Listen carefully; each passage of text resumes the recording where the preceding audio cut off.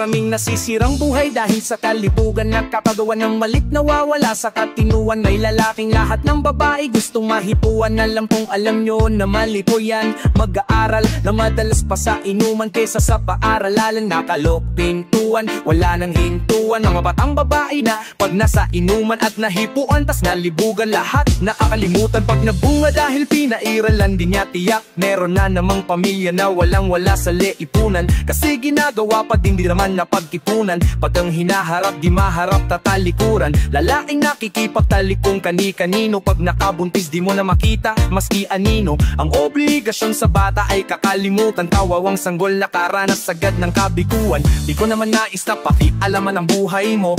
Napansin ko lang kasi ang haba na ng sungay. Nagkakandara sa paggayat nanay at tatay mo. Anong tingin mo sa kanila sa bahay nyo? Alalay mo, puro tama mo to, tama to. Yan ang lagi niyong bukang bibig, ano ba to? Sabog ka lang, pakiramdam mo, astig ka pag nakasinde. Feeling king, oo king ng mga walang silbi. Ibenta mo na utak mo kung di mo pinagamit. Pagkatagwat ng utak nyo ni Gio di malapit. Pag pinaisip mo ng kalokohan, punong-puno ang utak pero pag seryosoan tuyong-tuyo. Tumatanda ka ng batugan, wala kang pakinabang, wala ka pang diskarte, panay ka kasiyabang. May pangarap ka rin ba na gusto mo makamit o nag-aantay ka lang ng bagong usong pananamit? Mas sinuuna pa ang bisyo kesa humanap ng piso. Ba't ka ba ganyan? Ba't sobrang landi mo? Ano na lang kaya ang mangyayari sa'yo kung itutuloy mo pa rin pagiging laging ganto, ha? When we look at our lives today, lagi na lang udlot, laging may nasasayang, laging hindi tayo makaabot sa standard. Kaya ayaw sa bahay nila, sa bahay sanglaan bahay.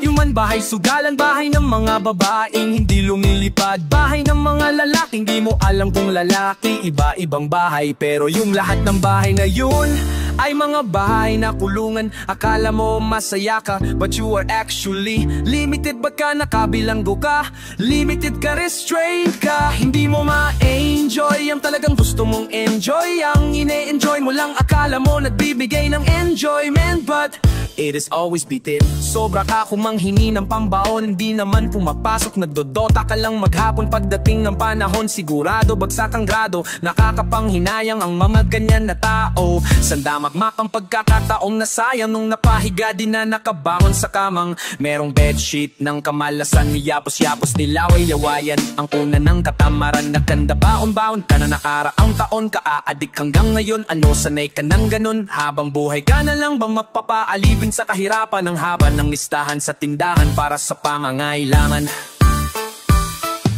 3,000 piso para sa paboritong bisyo. Pagiyang na taburido, shabudo o shabrido. Maser, paalala lang di na uso ang lagay. Huwag niyong sisihing si Duterte kapag tamay namatay. Malalasong galaw na mga mata sa tip. Big brother, tipong kakakilala lang sila na kagad 3 days after. Di ba't yun ang natututunan nyo? Kakakapanood din nun ng pagandahin ng labas kesa pan